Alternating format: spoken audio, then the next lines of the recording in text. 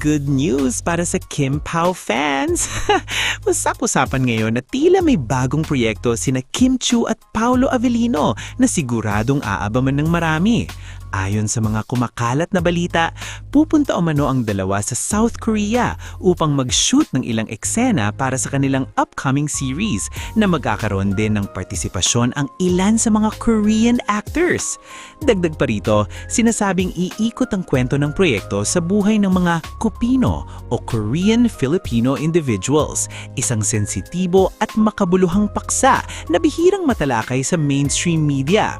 Para sa fans, exciting ang ganitong klaseng concept dahil hindi lamang ito magbibigay ng kilig kundi pati na rin ng mas malalim na kwento na maaring makapagmulat sa mga manonood.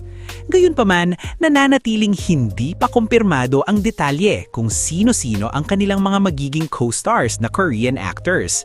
Marahil, simpulan na ito pagtapos pa ng kanilang upcoming na Kim Pao Love World Tour. Sa kabila nito, marami ang umaasa na kung sakaling matuloy, ito ay magiging isa na namang malaking milestone para sa tambalan ni na Kim at Paolo, lalo na sa pagpasok nila sa international collaborations.